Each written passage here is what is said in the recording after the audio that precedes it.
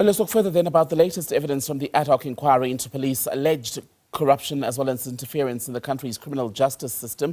Shadrack Sibiya due, by the way, in the next 13 minutes or so to go back and continue evidence.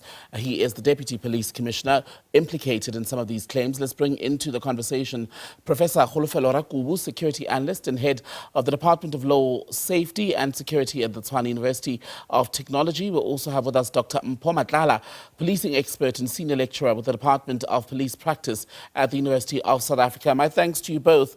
Professor Rakubu, if I may begin with you, let's look back at the hours so far and what General Sibiya has been saying to members of parliament. How well do you think he's done in putting forward his version of events and perhaps even beginning to clear his name, as that will be the ultimate objective of his evidence, one imagines? Good evening, and thank you for having me. He's done so-so. I can't say well or not well, middle.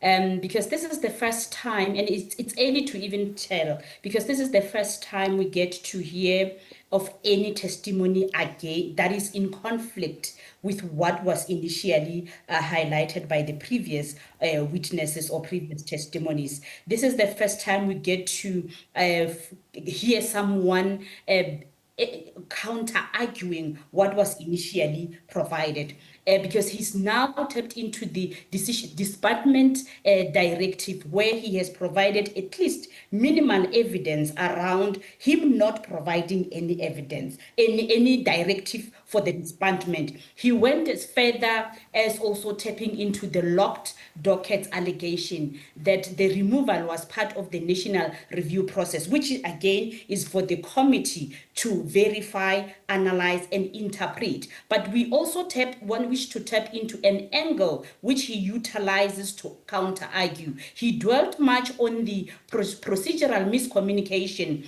because he claims his actions were operational than political. He claims misunderstanding arose from poor internal communication. And again, he went as far as tapping into issues of institutional sabotage, where he provided background into his relations with the crime intelligence people or colleagues. He went as further as utilize multiple tactics to soften the impact of the allegations. And also, with that softening, he shifted from the intent, focus from the intent to procedure. He did that strategically. And again, from his testimony, there were fewer strengths because if they are verbal directive, that is a bit difficult to verify. Right. That is a bit difficult to analyze and interpret. But the weaknesses were around the political directive that he took,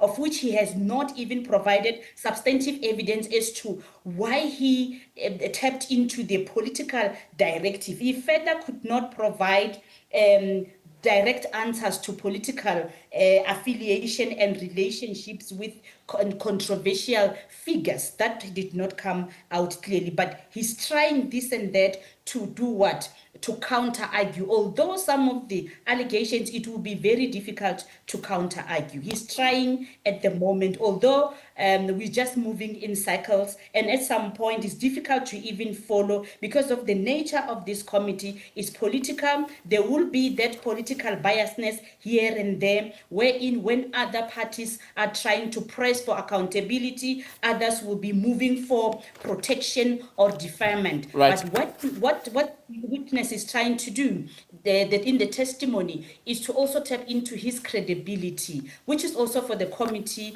to check, because he took us to his long-standing service in the SAPS and all other activities around crime intelligence. That proves that maybe he is a credible man. He's been around for quite some time. All these are also deep-rooted, what we call deep-rooted factionalism within the SAPS. Is also trying to push along that narrative that all this is a retaliatory moves from members that he previously worked with, and he took a particular decisions years back, and now they are coming for him.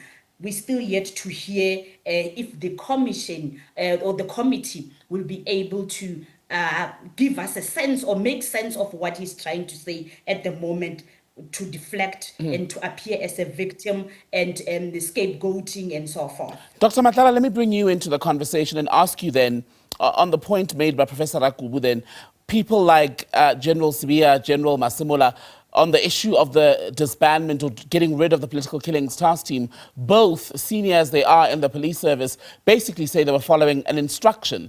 Is that good enough reason for people of that rank to enforce such a decision, even when, I mean, Masemola has made it clear in his evidence that he did not necessarily agree with the decision. From Sibiya today, we're hearing that he, in fact, did not disagree necessarily. He found the PKTT to be quite expensive. He took exception, for example, to the fact that it was only existent in one of the country's 9 provinces.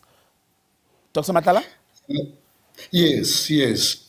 What Sibiya is actually driving at is to say that there was an internal work study conducted to the effect that it found that the PKTT should be disbanded. And this was done a long time ago. I stand to be corrected. He said 2019. What he is in fact saying to us, the evidence is the direction is going is to say, actually, Minister Mchunu was not interfering, but rather getting Masemola to do his job, but because there is already a work study.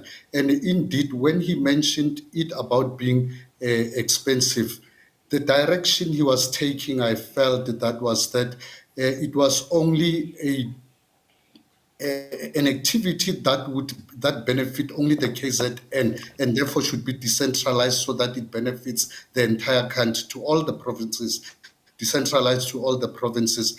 And I am beginning to suspect that his theory of conspiracy against him is saying, hey, look, there is indeed a conspiracy against me. Whether what he's saying will really, the veracity thereof will be tested under cross-examination.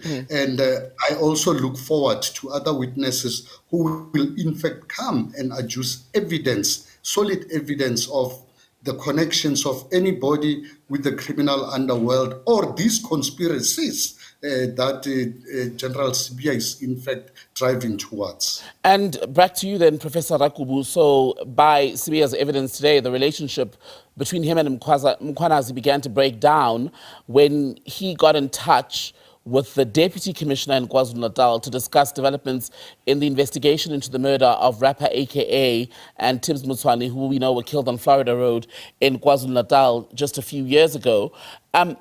So from his evidence, Mkhwanazi felt undermined, that he was speaking directly to his people at that level, trying to facilitate a sort of briefing for the then police minister, Bheki Cele. How should MPs deal with that apparent shift in the relationship and perhaps help us locate how we got to this mess, if that is its genesis?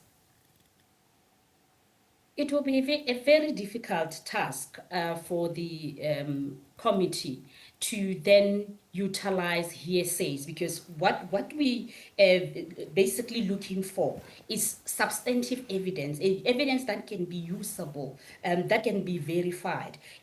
How do we then verify that the KwaZulu-Natal's National Commissioner was not happy with that? How do we even bring that on board to substantiate decisions around disbandment or also political orders or political interference? Because that is the basis of what we hear. I guess there will be multiple reasons suggesting vendetta rather than misconduct. That will be brought on the table. That will be on the table. And hearsays will be difficult because we need concrete evidence. We need chain of communication, evidence that can be verified, that can be tested. So how do we then now say we are all here and hearing from Sibiya because he undermined the national, the provincial commissioner? It's also difficult to verify. So again, I do not know if this committee, due to the political landscape and all the politics in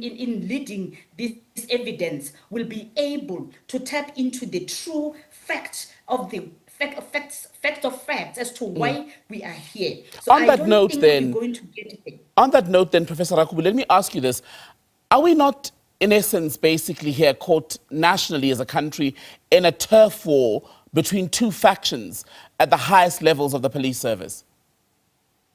It is presented as so. That is why I said there was a picture painted of what deep-rooted factionalism in the SAPS. And as to whether that is so, that is up to this commission to assist us, because one day we are swayed into one direction, then the other we are moved into another direction. So this might even cause so much confusion due to the policing culture, or culture of policing, or culture of protocols in the SAPS. You take a particular decision, later you are going to utilize it. Should you be found wanting, you will utilize a particular decision you've taken as a reason why you are under investigation. That has been the culture, and I think it's now brought into these matters here that yes, you are claiming I touched this and that because I took a particular decision. And now we're getting to understand cabalists that exist in the SAPS. Allegedly,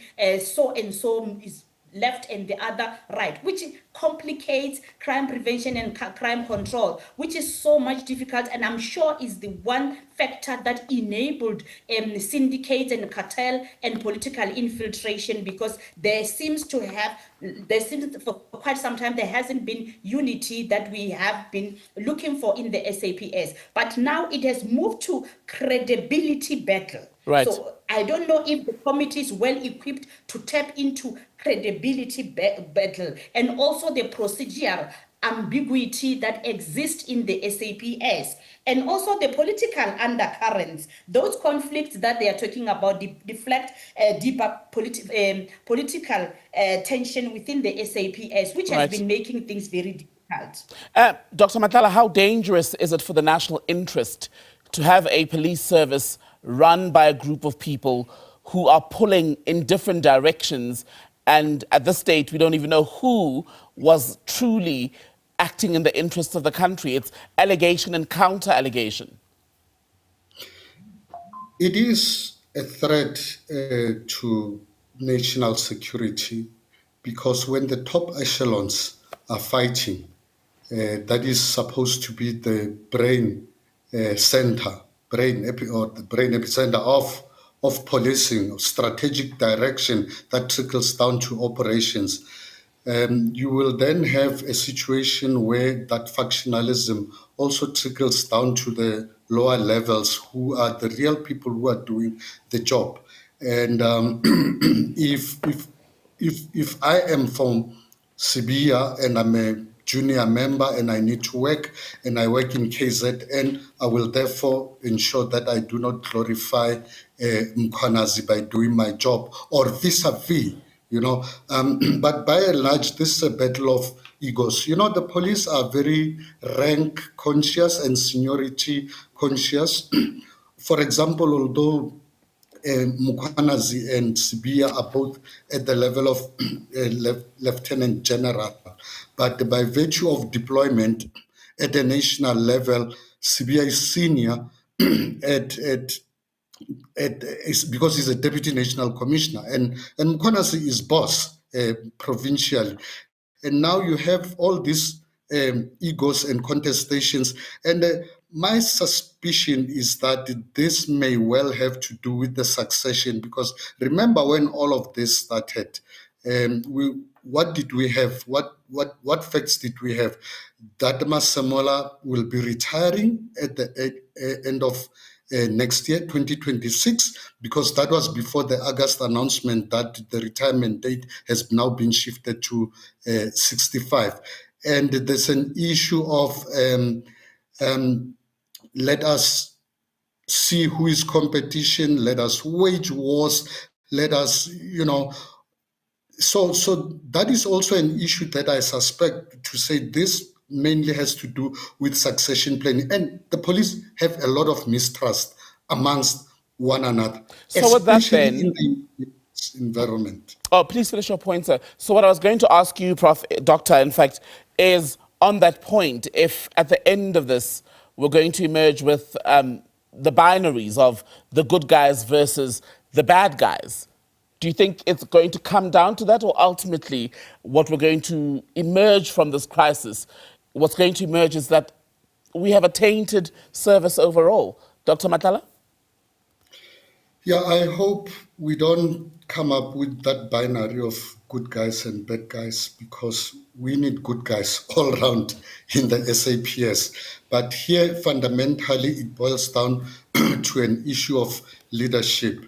And it's my personal view that the National Commissioner, in terms of dealing with this issue, hasn't really provided leadership to which we can say it's really something that is a unifier, it's a unifying type of stance with regard to this. And now we have two of the most decorated cops with a very good track record at each other and mistrust, and now investigating one another. We've seen with the raid on Sibiya's house, but we've also seen with the evidence of General Mkhwanazi that there are certain things, certain information that the National Commissioner did not necessarily share with him. For example, Right. the issue of how he got to be re-enlisted.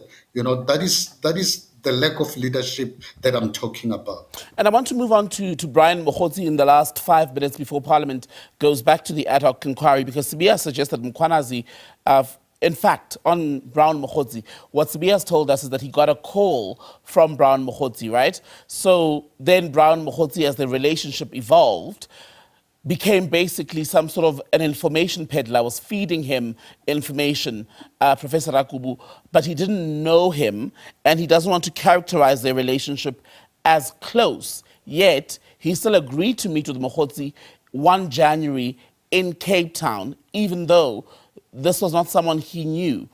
Does it then sound plausible to you that Mokgotsi would be feeding a police leader information with no personal interest or nothing coming in his direction from Sibiya?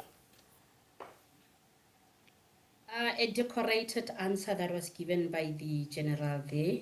There seems to be, there might have been a relationship due to the nature of information that these members outside the SAPS were in possession of. And I don't think we are where we are because it's of the leadership issues in the SAPS. This is pure criminality. As a criminologist for over decades, we have been questioning why we're failing in the battle against crime. Such revelation, such allegations are some of the factors why we have been failing when it comes to implementations. Decisions are taken outside organization and infiltrated into the organization. Now is a time for reform and also reflection on difficulty as policing leadership in South Africa, that your decision is not only your decision, there are external factors that impact on your decision. So these commissions, these committees might be an opportunity for South Africans to understand the dynamics and issues that would then lead to a reform, systemic reform. Political infiltration, as due to also the nitty-gritties around the constitutional mandate, because we had to understand constitutional power struggles, and those will have to be cleaned up. Whether the committees are rightfully placed to assist us, is there political will to ensure that the cleanup that we are fighting for in the SAPS is going to happen? That is a question for another day. At the moment, information will be gathered and members will utilize each and every information they have to discredit whatever allegation. But we are on the side that, and the factors that we are losing the battle against crime. Then maybe let's reflect. Are this relationship true? They seem so, but let's give all this commission opportunity to gather all this information and relationship, and also come up with actionable recommendations that would make sense, because this might also be one of those expensive caucuses that will take days just to push certain political agendas. Are politicians ready to allow the process unfold peacefully and realistically? We shall see, because every day you see other political parties trying to deflect, trying to defer, trying to stop when others are pressing for accountability. accountability. While we are hungry for accountability processes, it looks like we are not getting there. But again, let's see tomorrow what will transpire. Leadership issue, I don't think so. I think Masemola inherited these issues, and all other commissioners before him might have been subjected to this political infiltration. And last question to you, Dr. Mpho Matlala. I want to ask you about Kat Matlala. I hope there's no relation, because his name came up again in the evidence by General Sibiya. He says he met him. He was a police supplier, service provider at the time who'd won a contract, met him no more than 5 times. They were getting to know each other, was the phrase that Sibiya used to describe their relationship. But given the context of a deputy police commissioner and someone who was doing business with the police service, would that context not have made any sort of getting to know each other outside the official roles inappropriate?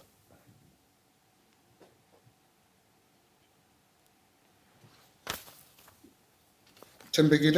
Matlala, I don't know if you were able to hear me. I was asking you about Shadrack Sibiya's evidence today in Parliament that basically he met Kat Matlala, who is currently in prison, facing a raft of charges, met him as a service provider to the police service. He says they didn't meet any more than 5 times. They were getting to know each other. But given their respective roles, would that not have been an inappropriate relationship to pursue at the time? We know that contract was eventually done away with, but still, was it not inappropriate? Absolutely. If there were meetings post the cancellation of the contract, that is a big, big red flag.